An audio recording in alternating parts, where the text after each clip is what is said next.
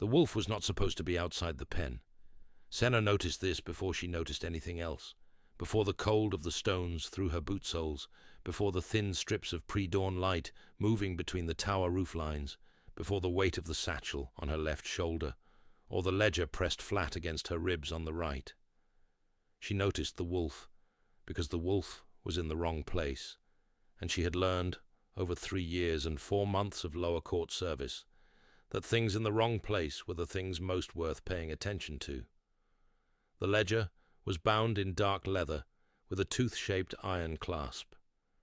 She carried it against her body every morning, not in the satchel, not slung, but held the way one carries something that has been trusted to you and cannot be replaced. The clasp was Emra's idea. The Luna had asked for it specifically in the final weeks of her life, lying against the sickbed pillows with her hands folded and her eyes clear. "A wolf's tooth," she had said, "so you remember who it belongs to." The clasp was iron, shaped like an elongated fang, and it caught any light available to it. The wolf was at the far end of the courtyard, between the 2 stone pillars that flanked the kennel gate, and it was looking at her. Senna counted her heartbeats. 1, 2, 3, 4, 5. The wolf did not move. It was large, larger than any animal she had encountered outside of written records, a dark-coated creature, with a chest as broad as a war saddle, with eyes that were not wolf gold, but something older and darker than that. Everyone in the Irwin hold knew the wolf by reputation, though most had seen it only at managed distance, because Leofric's wolf had not been let near the court in 3 years. Not since the Luna Emra had died, not since the something that had happened in the sick room had happened, and the wolf had carried some version of it ever since, in a way that no one in the hold had found a way to address. Every keeper who had tried to access the eastern pen in those 3 years had been met with a sound that reportedly preceded the movement of the gate chain by force. Every ranked she-wolf who had attempted approach had failed. Brother Odo, the archivist, had tried to document the pup's growth twice in the first year. He had not attempted a 3rd time. The pups were not precisely pups any longer. They were 2 years old, and the smaller of them came to Senna's hip when she stood, and the larger had been recorded in the intake accounts at a weight that made the stone-yard keeper add a note in the margin, querying whether the scales were calibrated correctly. But no one had given them another name, and Leofric had not corrected anyone who used the old one, and so they were still the pups. Senna had been cutting through the eastern courtyard because it was the shortest route to the kitchen archive at this hour, and she was always cold in the mornings and always running slightly behind. She had not expected the outer gate to be unlatched. She could not have said precisely why it was unlatched this morning. She would think about this later and not arrive at a satisfying answer. But the gate had been unlatched, and she had come through it without thinking. And now she was on the wrong side of a courtyard wall before sunrise, with an animal the size of a cart horse looking at her. She did what she had always done when she did not know what else to do. She sat down. Carefully, because the stones were iced over, and her left boot had a split seam along the heel that had been letting in the cold since the first frost, and she had no intention of going over sideways and losing her composure before a creature that outweighed her by 4 times. She arranged herself in the snow with the deliberateness of someone choosing the most defensible position available, set the ledger across her knees with both hands resting on it, and held still. The wolf looked at her for a long moment. Then it walked toward her through the snow without any sound she could identify, and sat, 2 paces away, close enough that she could feel the warmth coming off its coat, which she had not expected, had known it abstractly, the way one knows things written in records, but the actual heat of the creature in the cold air was something different from knowledge, and she filed it away without knowing what to do with it yet. From somewhere above her, the northern tower, she thought, the long window that looked over the eastern court, she heard a sound that might have been a shutter. She did not look up. Looking away from the wolf felt like exactly the wrong choice. The pup with the folding ear came around the pillar. It was the smaller of the two, grey-brown, with one ear that folded at the tip and gave it a permanently questioning expression. It stood at the edge of the courtyard and sniffed the air with the focused intensity of something deciding whether to commit to a course of action. Then it crossed the snow and put its enormous head in Senna's lap. She breathed out very slowly. She let one hand lift, carefully, no sudden motion, and rest between the pup's ears. Its fur was coarser than she had expected, and warm, and it smelled of hay and cold stone, and something else she couldn't name, something old and mineral, like the smell of a deep well in winter. She sat there until the morning light had fully arrived. Her skirts were wet through at the hem. The cold had moved from discomfort into the kind of numbness she associated with carrying buckets from the lower well in January, and she did not move. The wolf did not move. Above her, in the long window of the northern tower, Leofric, Alpha King of the Irwin Hold, stood with both hands braced flat against the stone ledge and watched. He had not felt his wolf move toward anything in 3 years and 261 days. He had been counting, not deliberately, but in the way one counts things one cannot stop looking at. For a wolf of the royal bloodline, the records held only one word for what it meant when the animal set aside its grief and chose mate, not council mate or court companion. The bond did not operate in categories that the court would have found convenient. It recognized, and standing at the window with his hands against the cold stone, watching the wolf settle in the snow next to a lower court omega he could not have identified by name, Leofric understood, with the particular clarity of something he had not asked for, that his wolf had just recognized something. He stood at the window until the cold drove him back from it. He was not certain the cold was what drove him. He did not sleep well in the years after Emra died. He slept. His body demanded it, and he had never been given to the kind of self-destruction that refuses basic maintenance.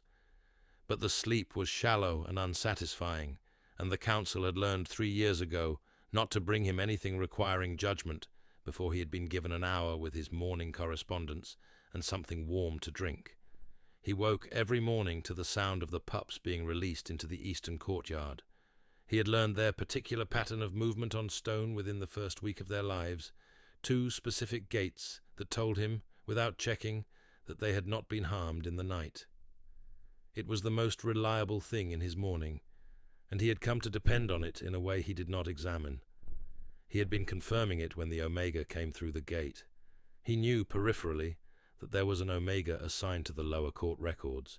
He had signed the appointment himself 3.5 years ago without meeting her.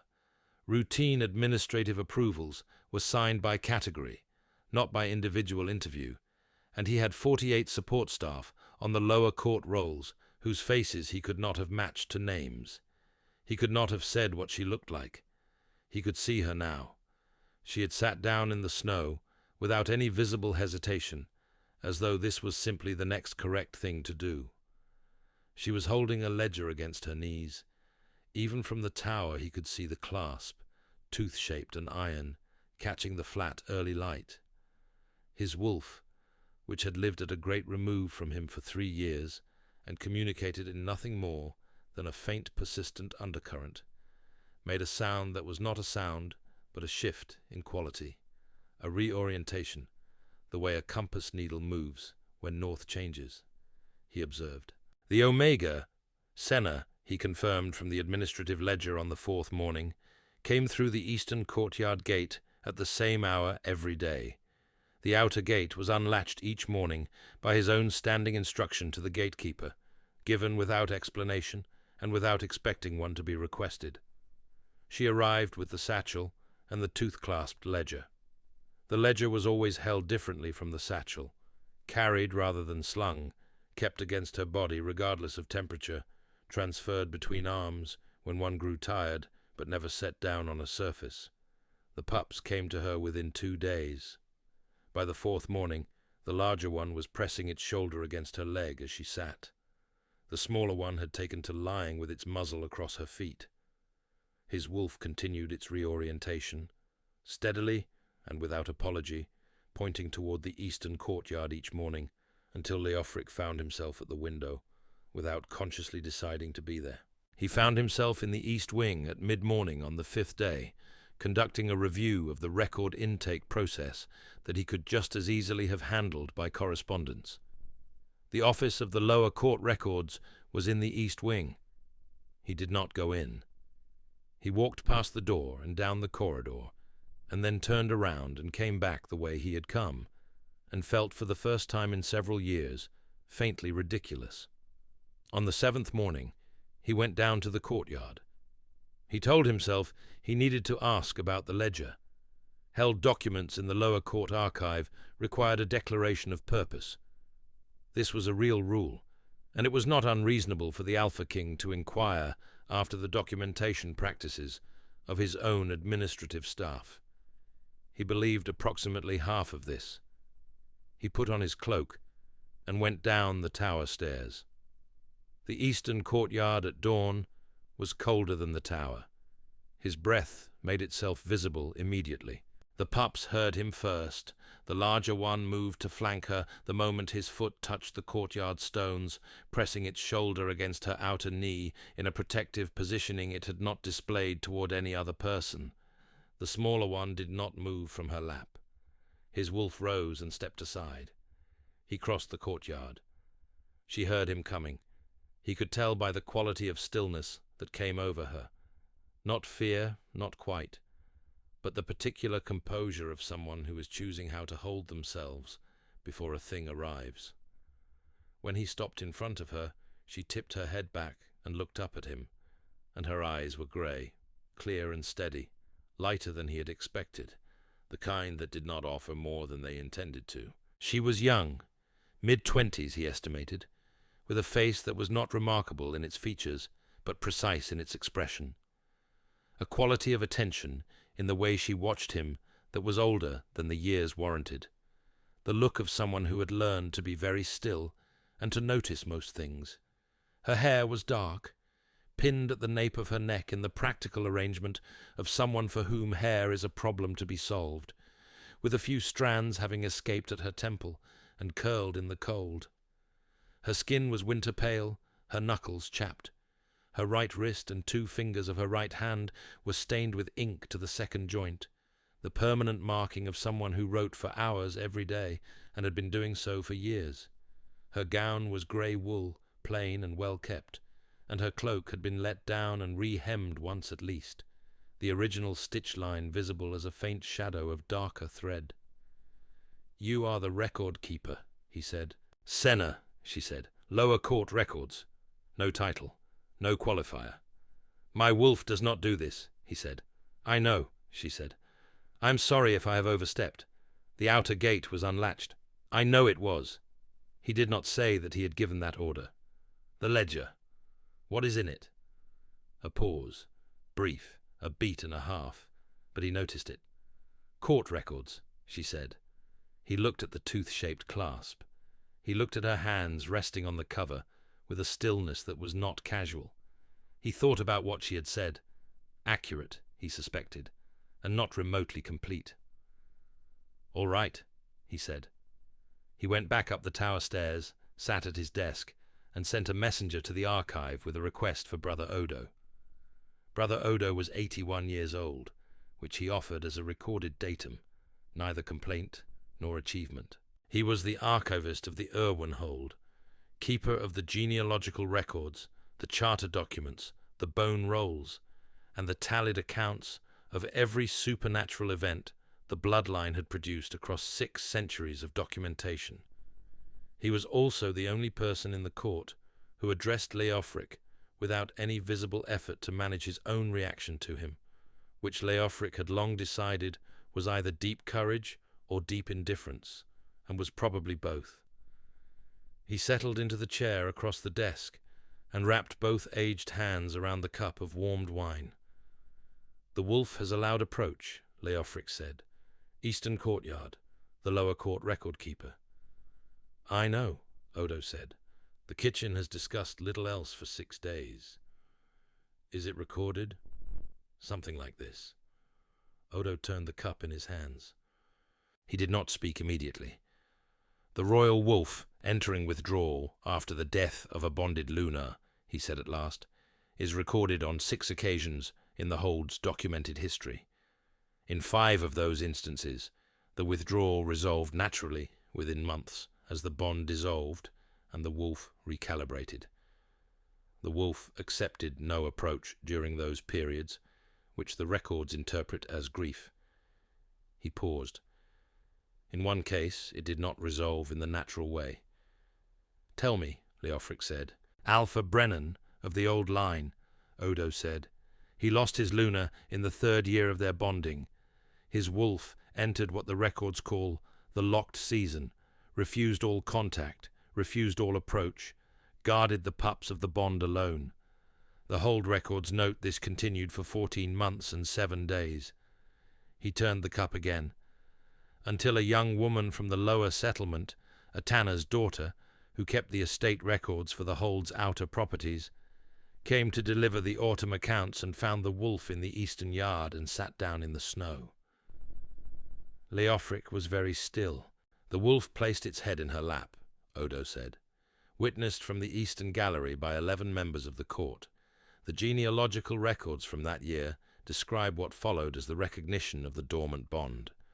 The wolf's acceptance is given in those records as the first external signal that a true mate was present in the bloodline's reach.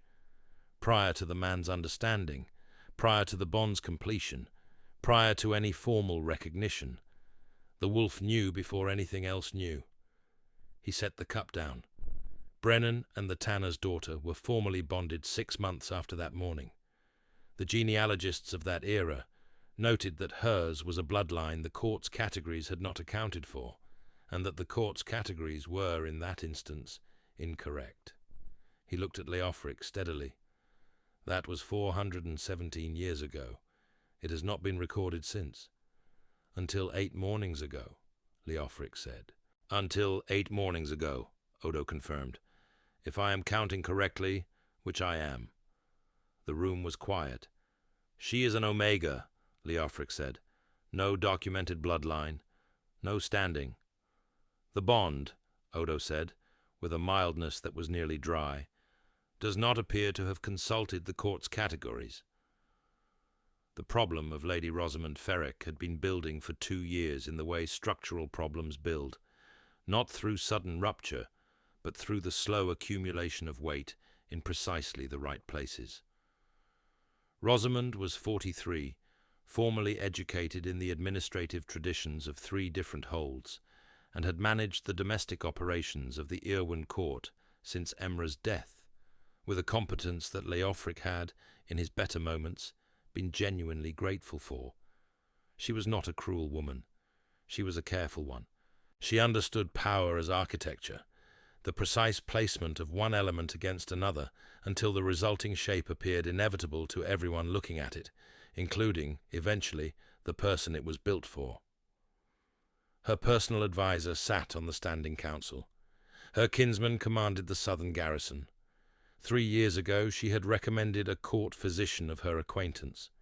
He had served until 8 months prior, when he retired to his family estate in the Eastern Territories. She had never made a formal claim to the position of Luna.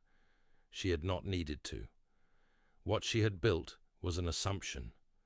She came to Leofric's study on the 14th morning after the first courtyard encounter, and she sat across his desk with the expression of a woman who has been patient for a long time and is choosing this moment with precision.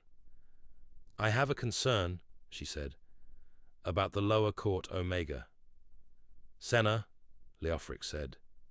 A very small flicker. She recovered it before it had fully formed. "There are those in the court who feel that her presence in the eastern yard raises questions," she said. "An Omega without documented lineage or standing, accessing the Alpha's private kennels at irregular hours.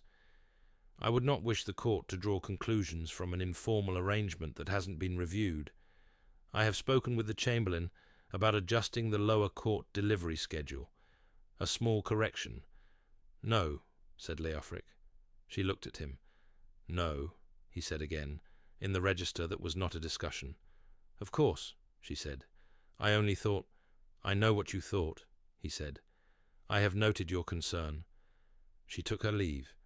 He watched the door close, and sat with the architecture of what she had said and what she had not said, and was aware, with a clarity that surprised him, that he was tired of it. Senna had known the ledger would eventually create a problem. She had known this from the morning she had agreed to carry it, when she was 20 years old, and Emra had been dying, and the arrangement had seemed both terrifying and inevitable. She had simply not known how long she would have before the problem arrived. The lunar Emra had not died of a fever. Senna had understood this from the 3rd week of the illness, when a kitchen servant named Brescia had come to the lower archive at the end of her shift and closed the door behind herself and said, in a voice very quiet and very frightened, that she had seen the court physician preparing the luna's evening dose in a way that had not looked like medicine. Brescia was 24 and did not know enough of compounds and preparations to name precisely what she had seen, but she had seen enough to be afraid, and she had come to Senna because Senna kept records, and Senna was invisible, and invisible people were the only people Brescia felt safe trusting. Senna had sat with that information for 6 days before she had gone to the Luna. Emra had known, suspected, she corrected herself, but known, in the way a person knows the shape of their own dying. She was too ill to act. She was too ill to be believed if she tried. And the physician was Rosamond's physician, Rosamond's recommendation, Rosamond's appointment, which meant any accusation from the sickbed would be attributed to fever and distress by the people best positioned to dismiss it. Write it down, Emra had said. All of it. Everything Brescia told you, in Brescia's own words, if she'll give them to you. Copy the physician's intake notes before they're moved. They're in the medical archive, left drawer, the grey-bound book. I cannot use what I know now, but someone will be able to use it later, when the conditions are right. How will I know when the conditions are right? Senna had asked. You'll know, Emra had said. She had looked at Senna with the directness of someone who has set down everything she can no longer carry. You're going to be invisible for a long time. That is not a bad thing to be. Use it. Senna had used it. She had spent 3 years and 4 months copying, cross-referencing, and preserving. The physician's intake notes, transcribed from the originals in the medical archive before they were removed, were in the ledger in her own careful hand. Brescia's account, written by Brescia herself, in the earnest handwriting of someone who understood the importance of the exercise, was in the ledger. The import accounts from the Hold's supply records, which listed the compound as a medicinal tincture under a category code that Senna had cross-referenced against 3 of Odo's reference texts and found to be something else entirely, were in the ledger alongside the relevant annotated passage. The tooth-shaped clasp was Emra's idea. My wolf's tooth, so you remember who it belongs to. Senna had not forgotten. She had also, in the past 2 weeks, become aware that Lady Rosamond had become aware of her. Not of the ledger, she did not think, not yet, but of the fact that the Alpha King had acknowledged her existence, which was itself a threat to 3 years of careful construction. Doors that had always been unlocked were sometimes locked now. The Chamberlain had asked her twice in 4 days to account for her morning hours, which was not something she had been asked to do in 3 years of service. On the 18th morning, she returned to her room to find that it had been searched. She knew because the second parchment in her working stack was upside down. She was meticulous about her stacks. They had not found the ledger. The ledger had been pressed against her ribs, the tooth-shaped clasp cold through the wool of her gown. She sat on the edge of her cot and looked at the window. She thought about Brescia, who had been afraid, and right to be afraid, and who had died 2 years ago of a winter cough in the lower servants' quarters before she could be afraid of anything else. She thought about Emra, lying against the pillows, with her hands folded and her eyes clear, trusting Senna with the only thing she still had to give. She thought about the wolf sitting in the snow, about the warmth of the pup's muzzle across her knees, about 417 years. She could not wait any longer. She sent a note to Odo. He met her at the archive door before dawn. She opened the ledger to the first page, the Luna's dictated account in Senna's careful hand, and let him read. He read slowly, turning each page without rushing, and when he reached the end, he sat back in his chair and was quiet for a long time. "The physician's notation," he said. "Is in his hand," Senna said. "I have 2 other documents in this archive bearing his notation from before his appointment. Duty records, verifiable by any scholar. The handwriting is distinctive. And Brescia's account, written in her own hand. She is beyond retaliation now. Her account stands as a sealed contemporaneous witness record. The import entries, cross-referenced against your compendium of administered compounds," she said, "which is on that shelf. I have marked the relevant passage." He was quiet for a moment. Then, "You have been carrying this alone for 3 years and 4 months. There was no one else to carry it," she said, "and I was nobody. A lower court Omega's word against a court physician and a senior lady of standing." She paused. "But the physician is gone from the court's protection. He can be found. He will not want to carry this alone either, when presented with the documentation." She set both hands flat on the table. "And Lady Ferrick knows I exist now, which means I am out of time. My room was searched yesterday morning." Odo was quiet. "Then, there is a full council session in 3 days. Full charter provisions apply.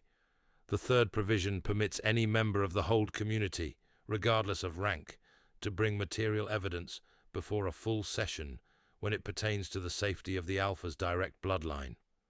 "The Pups," Senna said. "The Pups are the direct bloodline," he said. "The poisoning of their mother is directly material to their survival and to the integrity of the succession." He looked at her across the lantern-lit table. "What do you need?" "The archive records of the import accounts for the year before the Luna's illness," she said, "and for someone to be at that door when I arrive." "Then in 3 days," Odo said, "a kitchen maid named Fleda, who had brought Senna a warm brick wrapped in cloth each night for 3 winters without being asked to, pressed a small parcel of bread and cheese into her hands on the morning of the council session and said nothing. Senna looked at her and understood, from the quality of her expression, that the kitchen knew what was about to happen and were, quietly, collectively, on her side. She walked to the council chamber with the ledger under her arm and the bread uneaten in her cloak pocket. The door was open. She put her hand on it and walked in. 12 council members.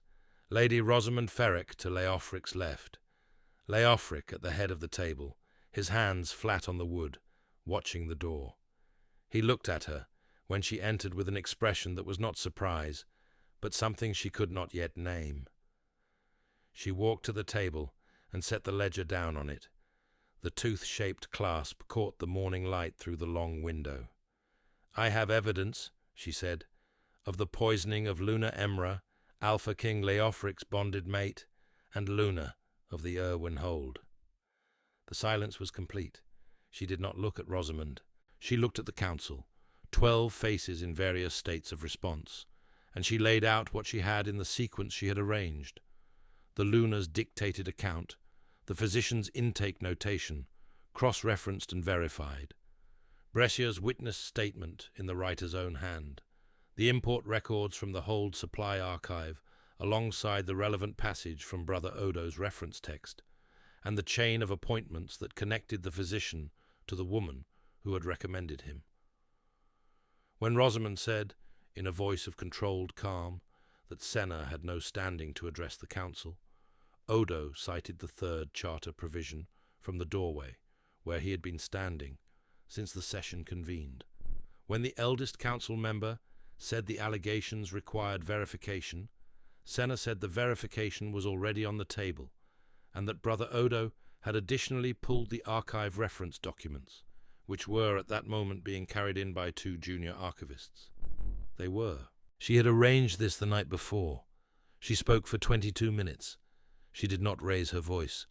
She did not ask permission. She did not look at Rosamund Ferrick after the first sentence, because she could feel Rosamund's stillness across the table, the particular stillness of a person who has looked for every available exit and found all of them closed. They were closed. Senna had spent 3 years making sure of it. When she finished, she stepped back from the table and was quiet. Leofric had not spoken since she entered the room. He had been watching her throughout, with the particular quality of attention she had come to recognize, precise and unhurried, and he was watching her still. She looked at him once, directly, and he looked back at her, and she thought. He knew. Not all of it, but enough. The council will examine the evidence, the eldest member said. 11 days, Leofric said, his first words. 11 days, the eldest confirmed. The retired physician was found at his family estate in the Eastern Territories, presented with the notation in his own hand, with the import records, and with the knowledge that a sealed witness account had been preserved and was now before the council of the Irwinhold. He gave a full account on the 3rd day of questioning. The verdict came 11 days after Senna had set the ledger on the table. Lady Rosamund Ferrick was charged with conspiracy to poison the bonded Luna of the Irwinhold, high treason against the Alpha's direct bloodline, and deliberate interference with the bond succession. The council deliberated for 4 hours. Their vote was 10-2, sufficient. The sentence was institutional confinement, pending a full tribunal before the assembled council of the Northern Holds. A cage sentence. Formal, recorded, proportional. The sentence was read in a level voice, and the guards came, and Rosamund Ferrick walked with them without speaking, and the door closed. What Senna remembered, afterward, was how quiet the room was. Leofric came to stand beside her. 3 years and 4 months, he said. Not an accusation. Something more careful than that. I was waiting for the right conditions, she said. What changed them? She thought about the wolf sitting in the snow, about the weight of a pup's muzzle across her knees, about Odo's voice saying 417 years, about Emra's hands folded against the coverlet, and the particular exhaustion of being the only person who carries a certain thing. I stopped being willing to wait, she said. He was quiet for a moment. Then, the clasp. She asked for a wolf's tooth, Senna said. She said I should remember who the ledger belonged to. Something moved in his face, real and slow, arriving after a delay the way real things do, not the performance of feeling, but the thing itself, working its way through the closed terrain of someone who had been managing, rather than feeling for a long time. Stay, he said. The word came out in a register that was neither entirely a command nor entirely a question. She looked at him. Not because your wolf chose me, she said. Those are different things. I need to know that you are choosing me. He was quiet for long enough that she counted 3 of her own heartbeats. On the 7th morning, he said, I came down to the courtyard and told myself I was going to ask you about the ledger. That was my official reason. Was it true? Partly, he said. The other part was that I had been watching you sit in the snow for 7 mornings and I had not understood it, and I needed to be nearer to it. He looked at her with the precision that did not hurry itself. I was choosing you before I had words for it. I would like to do it properly now. Ask properly, then, she said. Will you stay? He said. Not because the bond requires it, because I am asking you. She looked at the tooth-shaped clasp on the open ledger on the table between them. She looked at the morning light through the long window. She looked at the Alpha King of the Irwinhold, standing with his hands at his sides, still and patient, like a man who has set down something heavy and does not yet know what comes next. "Yes," she said. 3 months later, the council had not entirely restructured.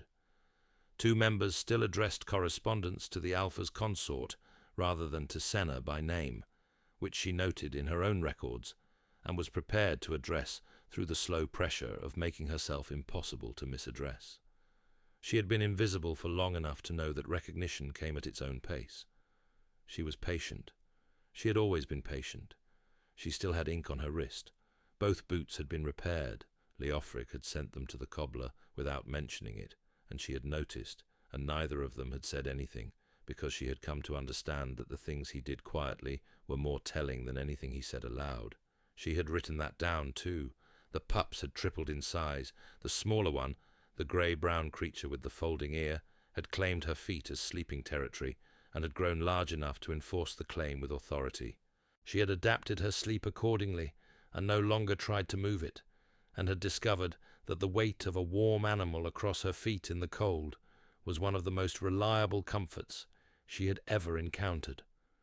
The larger one had attached itself permanently to Leofric's shadow at approximately 6 inches of distance, and he had adjusted his stride to accommodate the addition without appearing to notice he had done so. He told her things. She had come to understand that this was his version of intimacy, not declarations, not performances, but information that cost him something. He told her which 3 council members he trusted with his life and why, and his complicated feelings about the 4th, who was capable but constitutionally unable to admit error, which made him useful in certain limited circumstances and dangerous in others. He told her his honest assessment of the state of the northern roads, which was deteriorating in ways that would require decisions before spring. He told her his private judgment of every significant decision he had made in the past year, with the same precision and the same willingness to note where he had been wrong. One morning, sitting at the long table with the shutters open to the winter light, he told her that he had slept through the night for the first time in 3 years. He offered it the way he offered everything, plainly, as a fact, without weight placed on it, that he expected her to carry. She picked up her pen and wrote it down. He saw her do it. "You are recording that," he said. "I record everything," she said. "You knew that." "What do you do with it?" he asked. "Keep it safe," she said. "Wait for a time when it does some good." He was quiet for a moment. Then his hand moved across the table and covered hers, and he left it there. The wolf raised its heavy head from where it had been lying near the window. The tooth-shaped clasp on the open ledger caught the cold morning light. The pup with the folding ear thumped its tail twice against the stone floor, slow and certain, like someone marking a moment that should be marked. It was enough. It was more than enough. It was everything. If the Alpha's wolf had sat down in the snow in front of you, trusting you with something it had not trusted to anyone in 417 years, would you have known how to hold still? Let me know in the comments below. I read every single one. Until next time.